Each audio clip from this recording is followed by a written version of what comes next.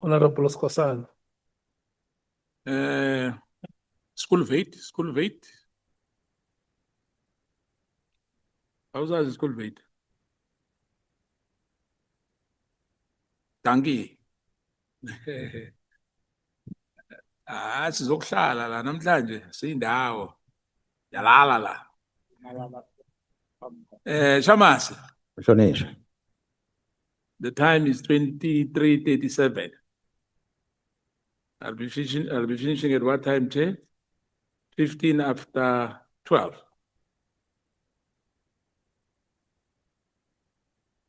Zero 20. 53. I'm not counting the other benevolent, Chair. I'm not counting the 15 minutes in case I need an extra time. Yeah, it's 12. It's a 00 hour 13. 00:13. Okay. Thank you, Chair. Chamas, ngiyakuthokoza. Ngesikhethu ngizokubetha ngisindebele nesizulu.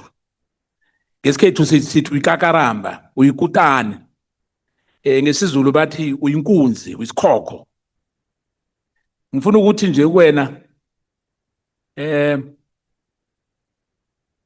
into yenzileko irare iphasi mazombe. Mangithi irare iphasi mazombe ngesizulu kuthiwa iyenze umhlaba uthuke intwenye engazwako eSouth Africa neAfrika mazombe. Ngicabanga ukuthi namanye amazwe abomakhelwane abala iduzane bayabafuna abantu abanesibindi esifana naleso naso. Ngithi abantu emakhaya njengoba ngikhuluma nawe nje ngalesikhathi ebusuku kangaka bathokoza into oyenzileko, whether into ositshele yona ngezi-6 zangoJuly, ngoba thina njengekomiti yamapolisa ngezi-5 zangoMarch weza wazokupresenta azange sayithathele ehloko ni. Ngamanye amagama ngifuna ukuphakamisa isandla ukuthi chebe senza mhlambe saphosisa.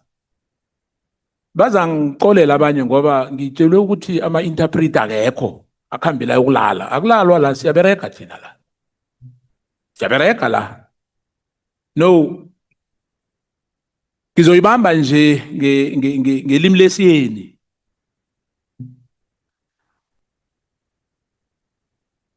Ngizokuthoma ngithi in the year 2024 wathola you received the request from Gauteng Organized Crime Investigation Unit ukuthi bakusize ubasize to assist them with investigation to dismantle the organized crime syndicate operating in the country and controlled in Gauteng province. General Khumalo came here. He was very clear to say whether the percentage we might not agree that Ampura amapolisa sanawo eGauteng in particular. He said most of the police, I don't want to use the word corruption, they are not doing their work. Yeah, there's a serious problem that we have in Gauteng especially. In Gauteng in particular. Now, you took the decision to deploy 10 of your members for this political killing task team to support Gauteng Organized Crime Unit. Am I right? That's correct. Now, this investigation has unmasked the syndicate, which involves politicians, law enforcement agencies like SAPS, Metro, correctional services, prosecutors, judiciary, and controlled by drug cartel as well as business people. Do you still stand by those words? That's correct. Now, I think we let the country down when it comes to the issue, in particular of these correctional service matters, which we are going to traverse on that at a later stage, because you submitted to us the issue of Germany Prim. Am I right? That's correct. But I want to start with this PKTT issue because the president as well has responded. And the president agrees with you and the National Commissioner. I'm going to go to that, but I want us to finish this first. In your belief, because we had some prosecutors here, whether they were suspended, some have left, because of the issues of this, I mean, the law allows that. You've got IDEC, which is intimidating people. And I'm still going to repeat that again. There's an allegation that there's an Indian cabal in IDEC. There's a, I think, I'm going to repeat that, Perumal, Sunesh, Belochone, or whatever the surname is. I might be wrong, I'm sorry on that. And I think, yeah, it's Perumal, Sulen Penesh, and Padiache, if I remember well. Are those the one who arrested the team of General Kumalo? Well, I think there's two of them, of the names that we mentioned that were part of the arrest. The other one, there was an allegation, you know, which with the case number, I guess, which was they submitted to us that one of those investigation officers has a minor rape case, but is still working. And Chetty came here last week, he claimed that as well, that the mother of the victim is crying, that there's no law in this country. You might not know about that, but I'm saying that was the evidence given to us, and information, let me not say in evidence, that's the information we got from here. In short, I know that the IDEC, they've got all the powers. They can arrest, prosecute, which for me, as lawmakers, we need to look at that. I don't think it's correct to have a referee and a player. What's your take on that? Well, when the government took a decision to reestablish IDEC, we began to ask ourselves a question: why did the government shut down Scorpion? Because what government has literally done is to resuscitate or reestablish Scorpion with a different name, and it still remains a question to date. Yeah. Now, and a matter of fact, to add on it, honorable member, the former head of TPCI, Gerald De Beer, he questioned that if you give IDEC the prosecution powers, why don't you give TPCI the same thing? So it remains a question. You shut down one unit, you re-establish it with the same mandate, but with a different name. Yeah. Now, let's come to the issue, because when you were here, when we started, there was the issue of Brown Mokhotsi sending a WhatsApp message to you regarding the allegation on the defeating the end of justice, which were publicized and which involved the Department of Correctional Service at Mpangeni in KwaZulu-Natal. Mr. Brown Mokhotsi is also sent a screenshot of a presentation that was made on the 30th of September 2024, titled 2024-2025 Division Crime Intelligence Policy to you. Now, I just want to say to you that the second of events here, where I'm leading you to, the Brown Mokhotsi I'm talking about, the minister in parliament denied knowing him. However, the minister confirmed that he knows Brown Mokhotsi during a telephone conversation which was posted by Londi Care at 3:30, where he confirmed that this was his comrade from the Northwest Province. Now, the association between Mokhotsi, because I want us to clear this matter. In your view, the minister misled us by saying he doesn't know Mokhotsi, and later stage he agreed that he knows Mr. Mokhotsi. Well, I believe that because it's on record on what you said.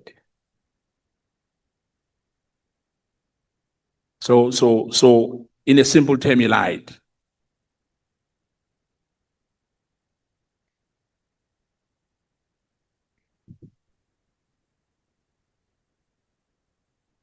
Now, the president has responded. In his response to our question, because we asked him to appear before the committee, but unfortunately, he's not appearing to this committee. But he has responded. In his response, I'm going to take you along on that, which I think you are a bit vindicated, Shamaza, on this matter. You are vindicated.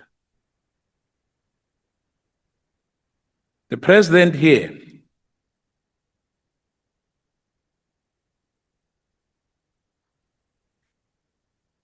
we sent question to the president, and the president responded simply and, in one sentence. It's not complicated. The question was, did the president approve or support the decision to disband PKTT? And the reason provided by Minister Mkhunu to disband the PKTT, the president, in his response, he says, I did not approve of the decision. And kindly see my answer above question 25-26 on page 10. And I will read that as well.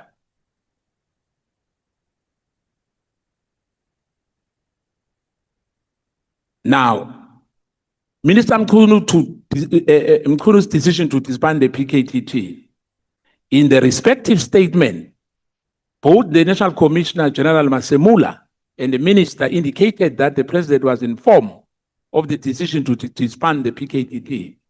We said he must confirm the date, whether the president was informed of the decision and the date. Now, simply, the president came back to us. He said to us, I'm going to read that before we transverse on the matter which you presented to us as well today. I was informed by the National Commissioner of Police that he has been instructed by the Minister of Police, then Minister Mkhunu, to disband the PKTT. He made it clear that he disagreed with the decision. He furthermore assured the president that notwithstanding this instruction, the disbandment could not be effected immediately, as this will negatively affect the pending investigation. On receiving this information, I asked to meet with the minister. I met the minister on about 13 February. And remember that the PKTT, the letter from the minister, it disbanded the PKTT on the 1st of on the 31st. Whilst we were enjoying, the last day, but the president only met him on the 13th. On that meeting, the minister informed the president that he has given instruction to disband the task scheme, and his reason for doing so. I convey my dissatisfaction of and not having been consulted prior to the decision being taken. I furthermore indicated that, in my view, this was a decision for the National Commissioner to make. I made it clear my desire to keep abreast of any further decision that will impact the work to be done in relation to the political killings. It was in my understanding that the steps to be taken fell within the purview of the National Commissioner's authority. I had understood from the National Commissioner that the PKTT will not be disbanded and this work will continue. The directive notwithstanding, and I expected to be brief and has been in a normal course in the previous years on any political killing cases, arrest or prosecution going forward. Now, hence I'm saying to you, you are vindicated on this matter. The Minister Mkhunu was completely wrong. The president, when he established IMC, he said not even a single minister will have taken a decision to disband that alone, because it didn't belong to one department. There was ministers, and there's no handover like, in the administration. If there's a new administration, the status quo remain. So I want to say to you, General, that there's nothing wrong which we have done on this matter. Hence, we are saying whatever you said on the 6th of July, maybe some other issues, as you said yourself, there's no one who's perfect. You might, the information which you had might not be correct, but hence we are here again to correct what you think perhaps when you came here for the first time, you were a bit misled by people who gave you information. But what I'm getting here as well, in terms of this PKTT, which has made us to be here, you were spot on. Now, let's come to the issue now, General. You brought in a statement here about which you said, Honorable Member Ntamulo, who's here, fortunately, the father, I think when you explained that, how did you get this message? This message from one prisoner called Jemani Prim. It's a cousin of mine that brought it to me. Or your cousin brought it to you? Yeah, I believe because he was with someone. I'm not sure whether that's a gentleman that picked it up from the prison. I cannot remember. But it's my cousin that was communicating with. Are you comfortable to traverse on this matter? Very much so. Thank you. This morning you said you read the statement and then further confirmed that you verified the information in the written statement which you confirm are true and correct. Am I right? I said I read the statement, and majority of the things that came out of this statement, they collaborate to the things that was already been presented before this committee and the Madlanga Commission. And in the Madlanga Commission. If so, does mean that when he says in paragraph 7 that Honorable Gayton McKenzie made sure that he's put in CMEX because he has a voice recording which links Honorable Gayton with drug dealers and drug money.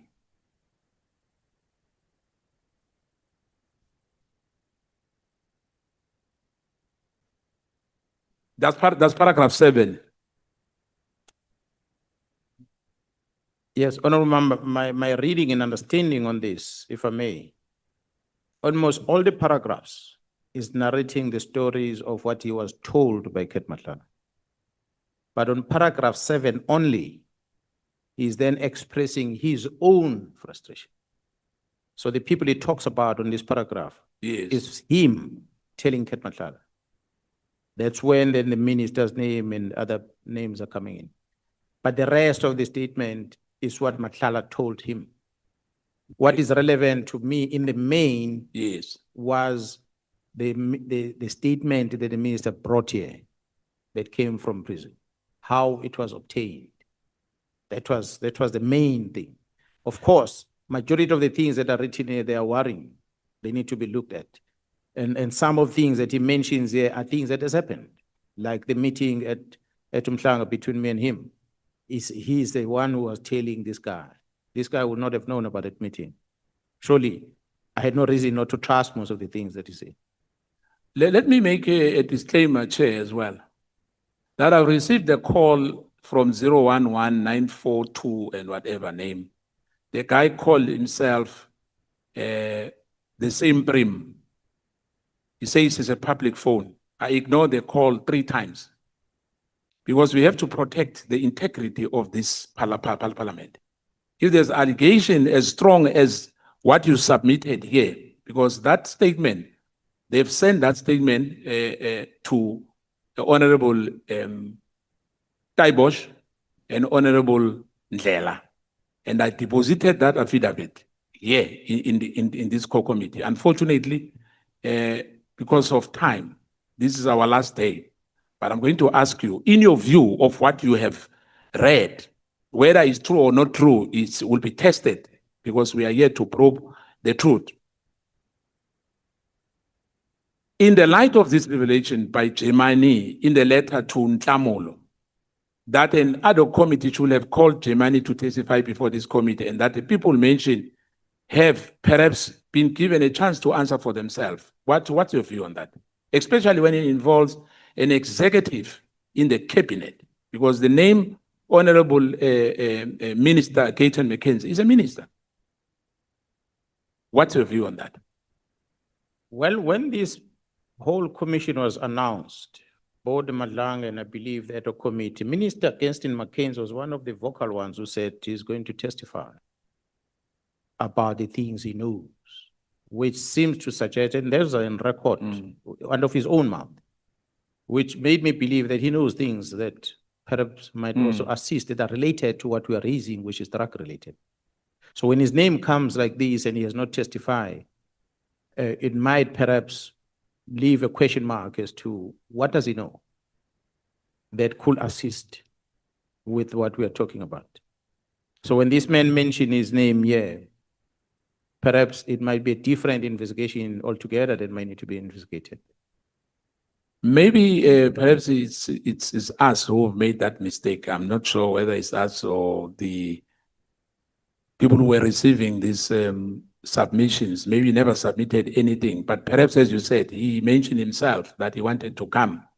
Yeah, but I think Madlanga Commission is got an extension. Maybe it's the right place to do, because this is our last date in general. Because, in paragraph 8 as well, I'm going to ask about it.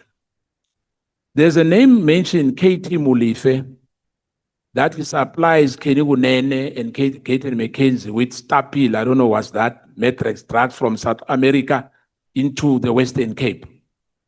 So all these things you said, he had it from Ket Matlala. That's what he alleged, Mr. Jermaine. Are they in prison both at CIMEX?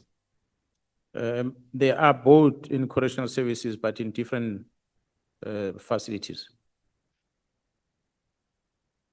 Now, so who said that if Germany exposed this, it will end in tears? And if he has family outside, what does this mean in your view? Where is that, honorable member, you're talking about? Is it quoted on this statement? Yes. Where exactly? Because there's no... where he says, if Germany, this Germany exposed, this will end in tears. If he has a family outside, what does this mean? I'm trying to get a reference on the statement itself. Oh, a paragraph. Okay.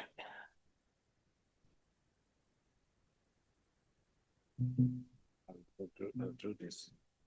Why is my colleague is checking the paragraph? Yeah. No, we will get there. Yeah. It says that. So he also said that if Germany exposes this, it will end in tears. And if he has a family outside, that was a question mark. So the question is, what does this mean? Was it a threat that if he exposes this matter between themselves, fighting among themselves, I guess? Although now I'm not able to reference. I think I read something like that where someone was advising someone between the two of them not to expose things. I cannot remember who was advising who, but I think I read it somewhere. We must just be assisted with a specific paragraph. Now, General, do you know of the late Farouk? And if so, are you aware that it's alleged that Honorable Gayton McKenzie called Germany looking for Farouk whereabouts, at which point he confirmed that he was at the same location where he was found, shot and killed, the same way DJ somebody was killed? It's on this statement. Yeah, no, I think, honorable member, if I don't know where is it, I cannot. Yeah, they are helping us now. Can you repeat maybe that comment again? That Farouk, there's a guy called Farouk, who was killed. And he was killed almost the same way as DJ somebody.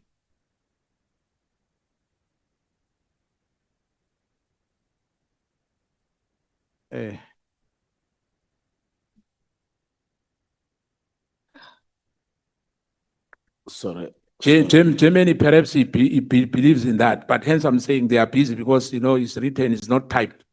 But my colleagues are helping me. Can also the evidence leaders assist us on this person?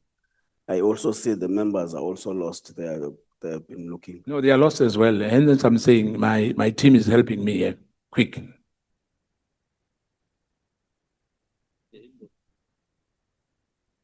At the meantime, I'll move to another. SKHOSANA to the handwritten statement. Yes, the handwritten statement. Okay. We'll come back to it. It's fine. Because it's long. My team here, they were helping me on that.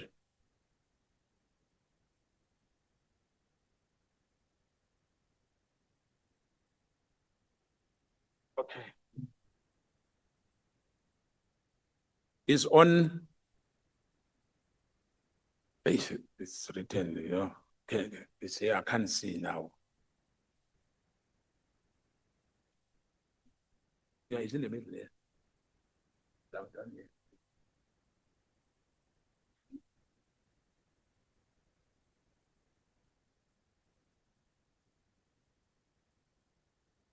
It's in fact it's 8, almost the last paragraph.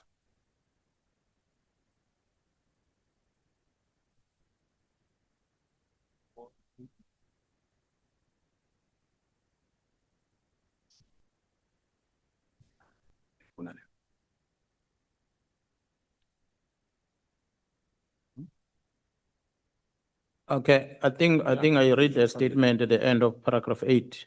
Yes. About the threat, the relationship between the minister and Katie Malif. I'm not sure if that's the one the all members talking about.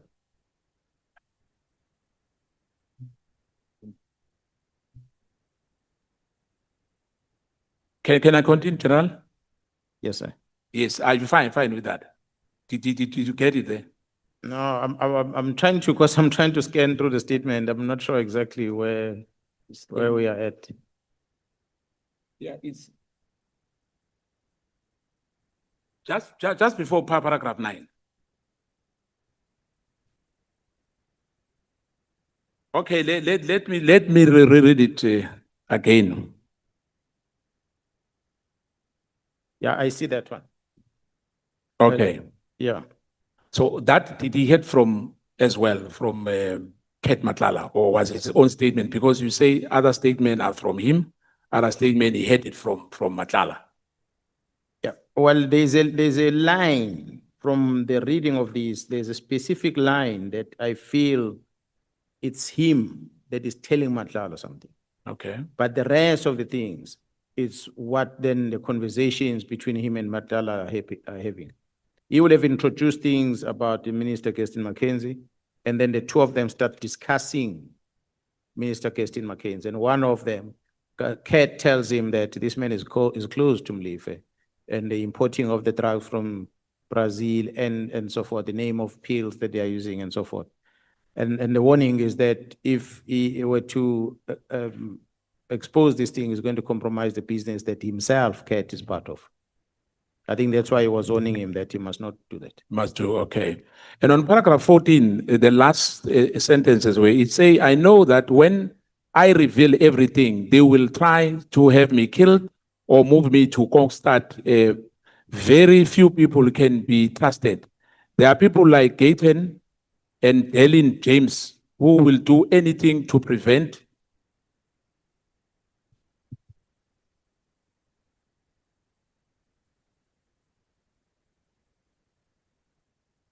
will prevent me from talking and going in depth about everything because they are involved in many things. However, I find it difficult to be silent due to the people trying to force me into silence whilst they cause such great havoc and destruction. They have ruined lives. I will, through other means, give all the details involving the criminal cases and how South Africa is truly captured. I will also explain how Brown was used as a middleman. Voos explained that most of the ministers use middlemen for payment so that there's no direct link to others. That was paragraph 414. Now, my question, General, the authenticity of this, the veracity of this statement, in your view, can we probe it further? Or call, because this is our end. I'm not sure whether, because the portfolio committee chairperson is with us here, or the Justice Portfolio Committee as well, or the Correctional Service, because this matter is really a very serious case. We cannot ignore it. Yeah, no, that's why I said initially this is a person who was recording what Matlala was telling him. And when the issues of the minister came to the picture, and the two of them started engaging about the minister. So that's why the rest of these other discussions is related to the issues that involve the minister and possible what Matlala knows about the minister as well. So it is him that tells the story, and I'd like to believe that perhaps he will have evidence. There's somewhere where he said he has got a recording, which I don't have. So I'm sure such things can be made available when this information is probed further.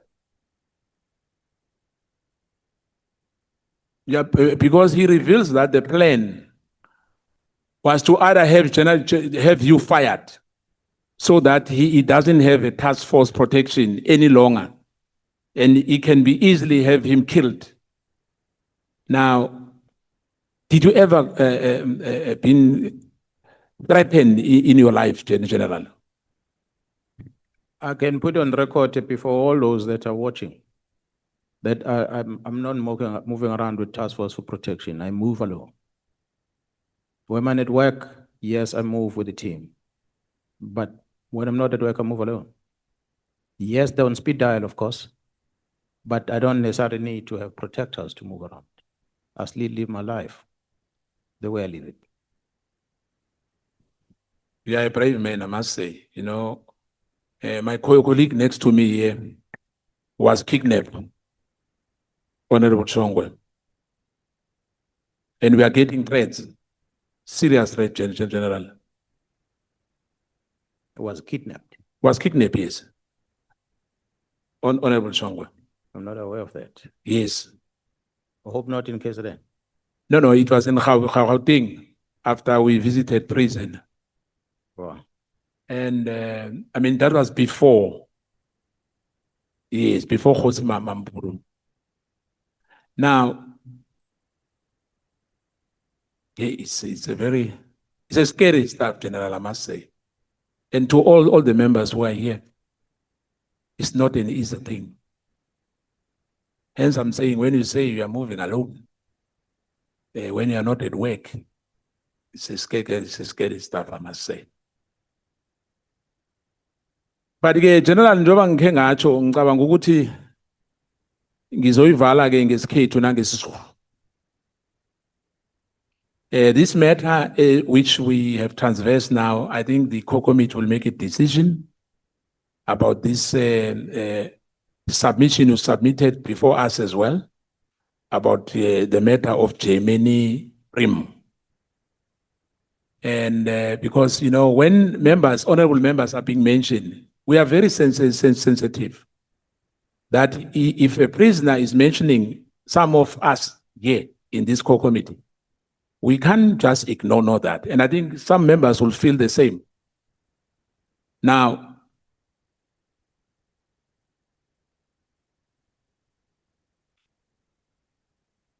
imbuzo eminingi uyitholile ngendaba and wayichaza angifuni ukubuyela emva ngendaba ye relationship yakho no General Khumalo, because there were a lot of allegations that mhlambe abanye kulama, I'm not sure whether I must say factions,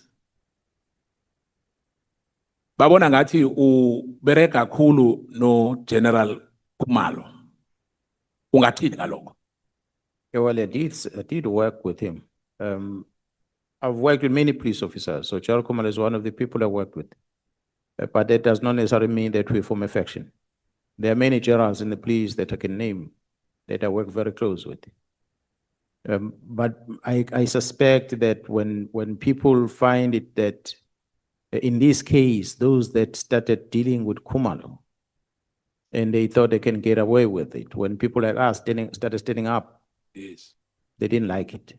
That's why they're going to start associating. Because Paul O'Sullivan, ukhuluma into enye ethusako la, I'm not sure ukuthi uyayenza KZN na. Uthi uvula amadocket. Then afike police station.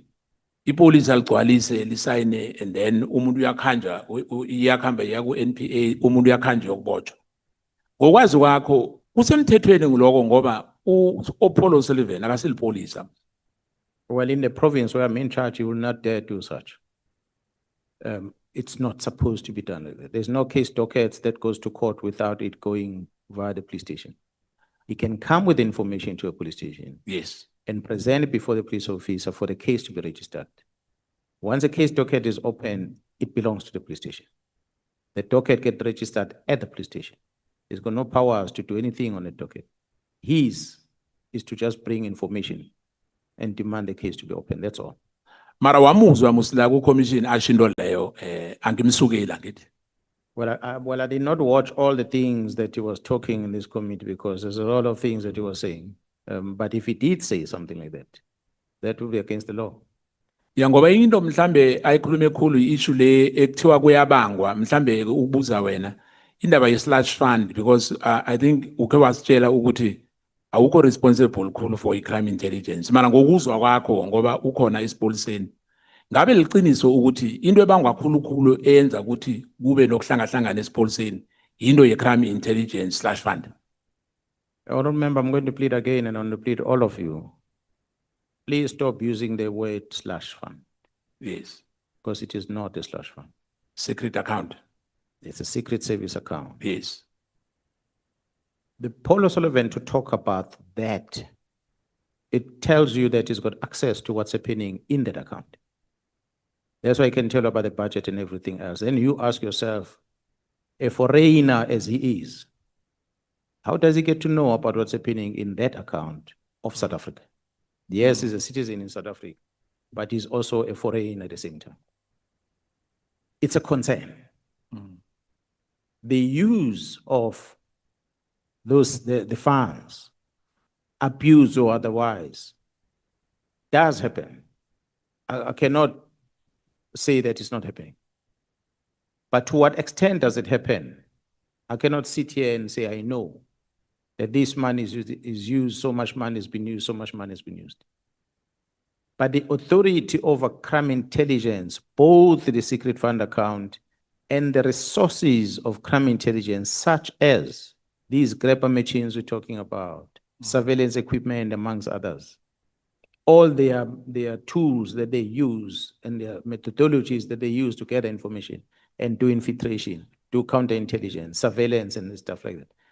It is the control of those that people are interested in. Thank you. Some of them might not be interested in money, but some might be interested in money.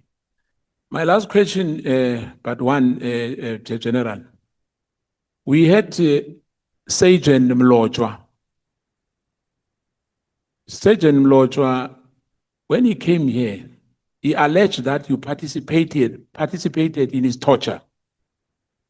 And the issue of Neji and the kidnapping of a person who was not found, I'm sorry, when the police went to their house in Komati Port or Matsulu. What is your knowledge on that? Well, I denied my involvement in the torture. That's a first. But secondly, I believe that he had opened a case that needs to be investigated. I hope it does get investigated so that we can be able to get the truth. But the man, the fact that the team was told that he ran away with a kidnapped person to Mozambique, which was later confirmed by Border Management Agency that he crossed to Mozambique illegally. So it confirms that he might have participated in the crime of kidnapping. Now, The issue of their house, because there's a contradiction statement, he alleged that their house was burned when the police arrived there. If I remember well, in your knowledge, was the house burned before they went to his house? He said the house is straight to, I think, a Pakistani shop. There's cameras. If I may ask, do we have a footage on that? Yes, we do. The investigation team gave me the footage. The one that he said was destroyed. I've shared it with evidence leaders. You can play it here if you so wish. And the case, he opened two cases, if I remember. Is it the same person? I wanted to correct that. I think Honourable Member did ask earlier about the case number of Cape Town. I was under the impression that the case, he came to open a case in Cape Town because he had a press briefing with Honourable Adams, I think about a week before he appeared here. But the station did confirm, the Provincial Commission said they didn't register a case at the time. They just spoke about it, but they didn't go to the police station to open a case. So I like to believe that it remains the case in Johannesburg. So are you saying he was accompanied, or his travel was paid by Honorable Adams? No. He had a press briefing with him. Honorable Adams introduced him to the media. Here in Cape Town? Yeah, where the newsroom camera was there waiting for them. And they ran that interview where he presented his accusation. Here in Cape Town, a week before he sat here to testify. And is he still a policeman? In your view? On our records, he has booked off sick, but he was here. For how long was he sick? More than a year now.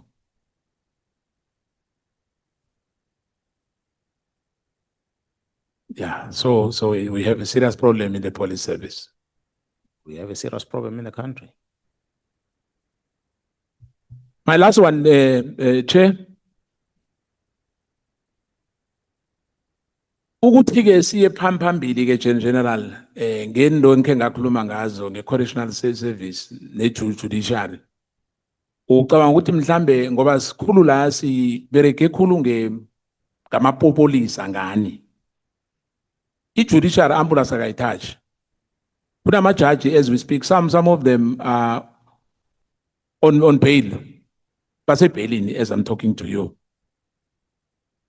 I-correctional service, the issues zakhona asikakazithindi nokuzithinda la. Ungas-advise uthini mhlambe portfolio committee yamapolisa ne-justice ne-correctional services. Don't you think perhaps we need to have another ad hoc committee before the end of the year? Hence I'm saying, General, I know there's something coming here. We will have only members of those portfolio committees. We won't have abantu abecelako ngoba baningi abeceleko ngapha masiza la. I'm just asking you to say judicial sakayithindi, and my members can agree on that. Honorable members can agree on that. We've done nothing in terms of there's no judge who came in here. There's no magistrate who came in here. There's no warder who came in here. Zero. And we need to go to the bottom of this issue of the infiltration which we've spoken about on the 6th of July. You give the members from TCS immunity from protection from coming to tell the things that happen within. I'm sure they will bring it through the portfolio committee. Perhaps they will come and talk about what's happening in that space.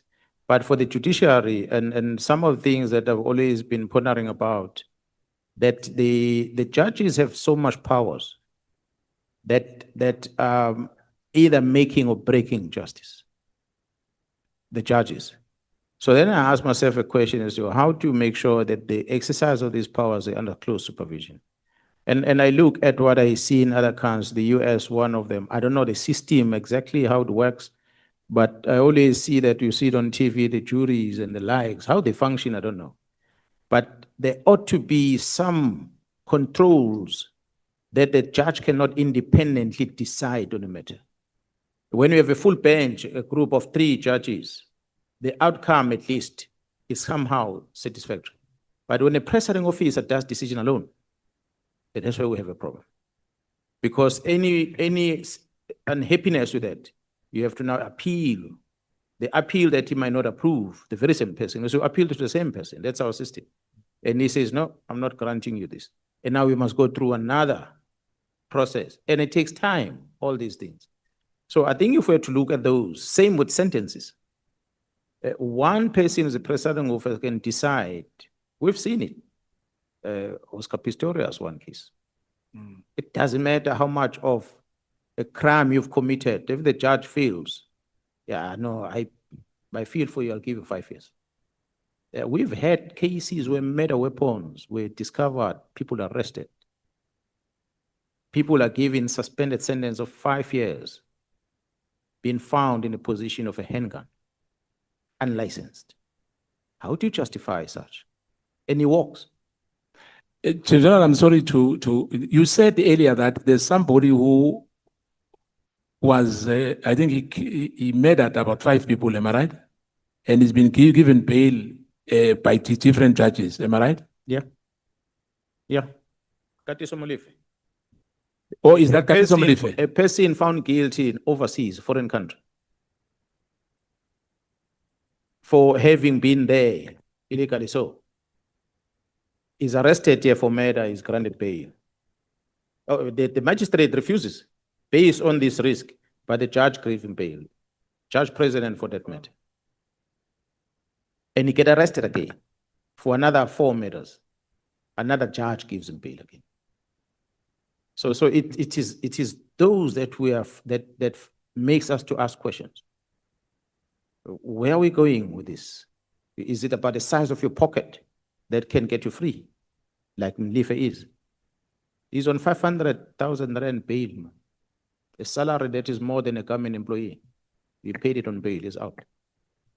What So General, in your last word, do you agree when I say perhaps we need to dig deeper? We've only scratched the surface here. As I said again, we have a problem in the country. Honorable members, at correctional service, and I'll keep saying this, the money that you are authorizing to be allocated to correctional services can go a long way to lift up the livelihood of our citizens. Those people in prison must go and work in the garden to eat. They must work out there to make furniture to sleep on. They must work to stay alive inside, not to get freebies like they do. Because we're encouraging the culture of people committing crime, knowing that behind bars, life is better than to be in a shack. Life is better than to sleep on the street. It's a bad culture that we are creating. Siyakuthokoza ngifuna ukwehlisa isigqoko sithi uyikakaramba, uyisikhokho, uyikutane. Angazi ukuthi ama adjectives ayangiphelela na wesixhosa anginawo. Standing ovation siyakunikela thina namhlanje. Ngiyabonga. Thank you.